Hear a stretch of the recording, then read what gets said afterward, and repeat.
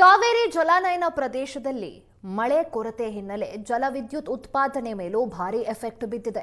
ಶಿವನ ಸಮುದ್ರದಲ್ಲಿ ವಿದ್ಯುತ್ ಉತ್ಪಾದನೆಯೇ ಸ್ಥಗಿತವಾಗಿದೆ ಮಳೆ ಕೊರತೆಯಿಂದ. ಕಾವೇರಿ ಜಲಾನಯನ ಪ್ರದೇಶದಲ್ಲಿ ಮಳೆ ಇಲ್ಲ. ವಿದ್ಯುತ್ ಉತ್ಪಾದನೆಯನ್ನೇ ಶಿವನ ಸಮುದ್ರದಲ್ಲಿ ಸ್ಥಗಿತಗೊಳಿಸಲಾಗಿದೆ. ಮಳೆ ಇಲ್ಲದ ಕಾರಣ ಏಷ್ಯಾದ ಮೊದಲ ಜಲವಿದ್ಯುತ್ ಸ್ಥಾವರ ಶಿವನ ಸಮುದ್ರ. ಮಂಡ್ಯ ಜಿಲ್ಲೆಯ ಮಳವಳ್ಳಿ ತಾಲೂಕಿನ ಶಿವನ ಸಮುದ್ರ 1.5 ತಿಂಗಳಿಂದ ಜಲವಿದ್ಯುತ್ ಉತ್ಪಾದನೆ ಬಂದ್ ಆಗಿದೆ. ಶಿವನ ಸಮುದ್ರದಲ್ಲಿ ಕೆಆರ್ಎಸ್ ಕಬಿನಿ ಡ್ಯಾಂನಿಂದ ನೀರು ಬಿಟ್ಟರೆ ಮಾತ್ರ ಉತ್ಪಾದನೆ ಸಾಧ್ಯ. ಪ್ರತಿನಿತ್ಯ ಸುಮಾರು 42 ಮೆಗಾವ್ಯಾಟ್ ವಿದ್ಯುತ್ ಉತ್ಪಾದನೆ ಆಗ್ತಾ ಇತ್ತು. ಪ್ರತಿದಿನದ ವಿದ್ಯುತ್ ಉತ್ಪಾದನೆಗೆ 1450 ಕ್ಯೂಸೆಕ್ ನೀರು ಅಗತ್ಯವಿರುತ್ತೆ. ಆದರೆ ಈ ಪ್ರದೇಶದಲ್ಲಿ ಮಳೆ ಇಲ್ಲ. ಮಳೆ ಇಲ್ಲದ ಕಾರಣ ವಿದ್ಯುತ್ ಉತ್ಪಾದನೆ ಇಲ್ಲ. ಕಬಿನಿ ಹಾಗೆ ಕೆಆರ್ಎಸ್ನಿಂದ ನೀರನ್ನು ಬಿಡಬೇಕಾಗತ್ತೆ. ಬಿಟ್ಟಿಲ್ಲ.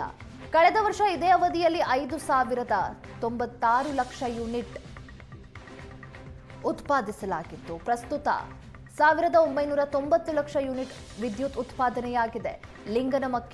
ಲಿಂಗನಮಕ್ಕಿಯಲ್ಲಿ 57.74 ಲಕ್ಷ ಯೂನಿಟ್ ವಿದ್ಯುತ್ ಉತ್ಪಾದನೆಯಾಗಿದ್ರೆ ಈ ವರ್ಷ ಮಳೆಯ ಅಭಾವ ವಿದ್ಯುತ್ ಉತ್ಪಾದನೆಯನ್ನ ಸ್ಥಗಿತಗೊಳಿಸಲಾಗಿದೆ.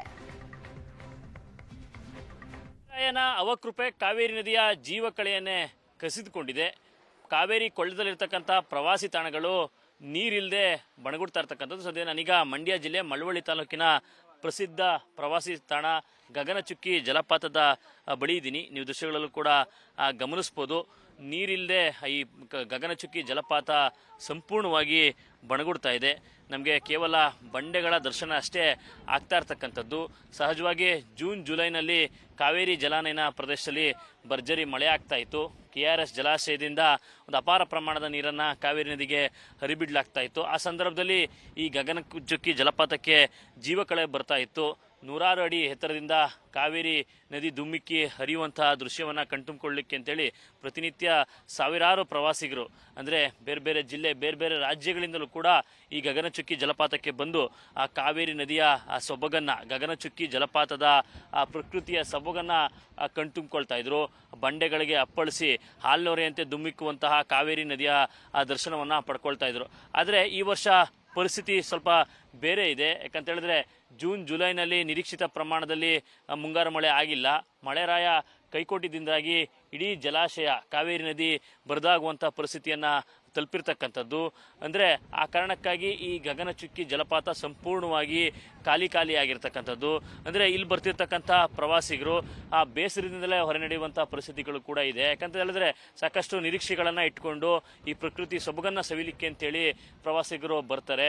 ಆದರೆ ನೀರಿಲ್ಲದೆ ಬಣಗುಡ್ತಿರ್ತಕ್ಕಂಥ ಈ ಪ್ರವಾಸಿ ಸ್ಥಳ ಗಗನಚುಕ್ಕಿಯನ್ನು ನೋಡಿ ಬೇಸರದಿಂದಲೇ ಆ ಪ್ರವಾಸಿಗರು ಕೂಡ ಇಲ್ಲಿಂದ ಹೊರ ನಡೀತಾ ಇರ್ತಕ್ಕಂಥದ್ದು. ಅಂದರೆ ಇದೇ ರೀತಿಯಾದಂತಹ ಪರಿಸ್ಥಿತಿ ಕಾವೇರಿ ಕೊಳ್ಳದಲ್ಲಿ ಬರ್ತಕ್ಕಂಥ ಬಹುತೇಕ ಪ್ರವಾಸಿ ಸ್ಥಳಗಳಿದೆ. ಯಾಕಂತ ಹೇಳಿದ್ರೆ ಕಾವೇರಿ ನದಿ ಮೈದುಂಬಿ ಹರಿದಾಗ ಅಷ್ಟೇ ಈ ಪ್ರವಾಸಿ ಸ್ಥಳಗಳಿಗೆ ಜೀವಕಳೆ ಬರುತ್ತೆ.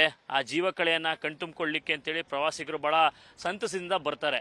ಆದರೆ ಈ ವರ್ಷ ಮಳೆರಾಯ ಕೈಕೊಟ್ಟಿದ್ದರಿಂದಾಗಿ ಆ ಕಾವೇರಿ ನದಿ ಬರದಾಗಿದೆ.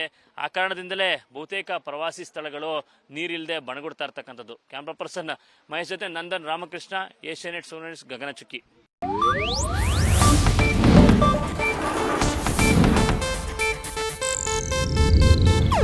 ಇದು ಏಷ್ಯಾನೆಟ್ ನ್ಯೂಸ್ ನೆಟ್ವರ್ಕ್ ಪ್ರಸ್ತುತಿ.